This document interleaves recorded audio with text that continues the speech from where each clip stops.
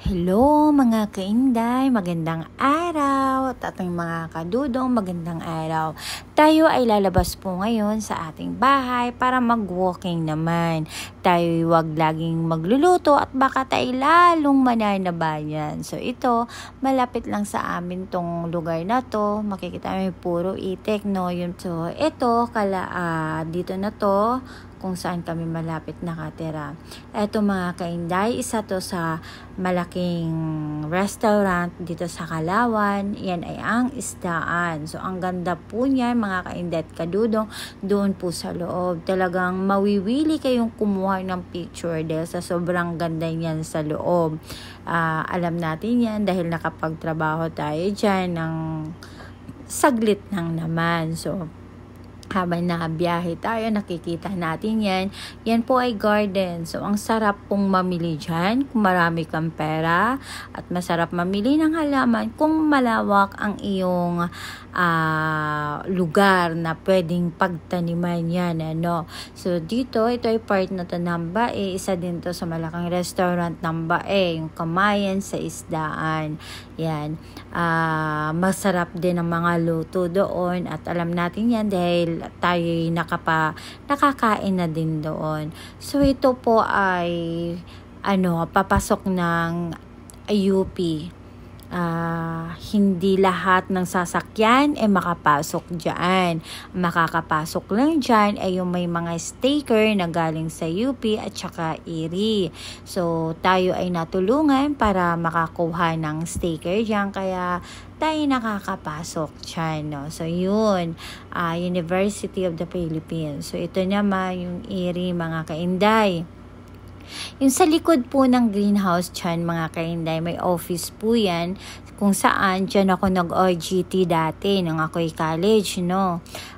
Ang ganda po niyan, yung doon ko natutunan, doon ko nalalaman na talagang pinag-aaralan nila yung sorghum, kung ilang roots ang lumabas, kung gaano nakahaba ng sorghum, kung gaano kalapad ng mga dahon ng sorghum, pinag-aaralan nila yan. Ang ganda po niyan. Kasi dati, pagka wala na akong ini-encode, tumutulong ako doon sa nagsusukat ng sorghum na yon. So, para pagkatapos, matapos yung nagsusukat, maraming na rin akong mai-encode at saka makapagpahinga na rin yung ating kasama. So, yan ay palabas na tayo ng ERI at papasok naman tayo doon sa UP. Kung saan tayo mag-walking sa UP ground. So, itong lugar na to, ito yung tinatawag nilang Pili Drive. So, may bagong daan dyan. Dati kasi wala pa yan. Nung ako'y nandito pa sa Los Baños nakatira, wala pa yan. So, parati tayong nag-iikot dyan. Kung hindi umaga, sa hapon, nag-iikot kami. Diyan kami nadaan, diretso ng UP ground. Ang sarap lang kasi, kasi yung simoy ng hangin, yung sariwa. Na para may iba naman kasi, syempre, pagka wala tayong luto, walang order, na mga bilao. So, dito tayo, nag-iikot. Kung pagod na yung mata ko sa pagko-cross stitch, dito naman ako. So nagpasama ako sa ating dodong, pero ako lang po nagwo-walking mga kainday. Ayan, nakikita niyo dyan. Yan yung 0 step para malaman ko yung bilang ng step na nagawa ko itong sa pag-iikot ko. So, kahit ako lang mag-isa dyan, dahil ang ating dudong nga ay hindi makasama sa atin, dahil masakit daw ang kanyang paa. Lagi naman pong ganun, nasakit talaga ang paa niya, hindi niya kayang maglakad ng malayo. So, ayan, ginagayakan na rin ang UP grounds, naglagay na rin sila ng mga Christmas lights, naglagay na rin sila ng Christmas tree. So, mga kaindet ka, doon pagka napapagod ka, may mga bench dyan na pwede kang umupo. So, kahit ikaw lang mag-isa na nagwo-walk, hindi ka maboboard kasi Maraming naglalakad, kasalubong mo, kasabay mo, nauna sa'yo. Talagang hindi ka maboboard, tapos nakakatuwa pa dyan pagka ikay nag-iikot siya, no? Yung mga iba, pagka nakita ka, talagang pumabati, magandang umaga, magandang hapon, magandang araw. Tapos yun, mga ginagawa. So, talagang hindi ka maboboard. Tsaka ang daming estudyante dyan na talagang naglalakad lang. Yan nga, mga kainday. Ang ganda dyan, no? Dati, wala pa kasi yan. Bago lang yan nagawa. So, nagagawa rin sila ng Christmas tree dyan. Nakakahiya nga kasi habang nagbibideo ako, nakatingin sila sa akin. So, hindi ko talaga nakuha ng malapitan.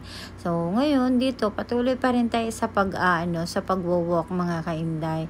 Dati kasi, itong lugar na to, diyan kami nagpa-practice ng cheer dance dati kasi napakalawa kasi neto. Tapos nung ako'y nasa college na, diyan din kami nagbabalibol noon. May isang part niyan sa UP na diyan din kami nagbabasketball sa PE namin yon. Tapos may bowling din diyan. Kaya nakakatuwa. Kaya ikot namin to dati. So, ngayon nga, makikita mo, ang dami ng mga sasakyan nandiyan. Kasi, nag-walk din yun yung mga may-ari dyan. Tapos, may mga naglalaro. So, makikita natin yung tower na yan. Diyan kami nakatambay noon. Yan, yung sa mga bench na yan. Pagka nag-aaral kami, malapit na ang exam. Diyan lang kami nag-aaral. Tapos yan, nakuhanan pa nga natin. Ang ganda ng rainbow, no, mga kainday. Kasi bagong naambun po kasi yan eh. So, ayan, nakita natin kung ilang steps ang nagawa natin.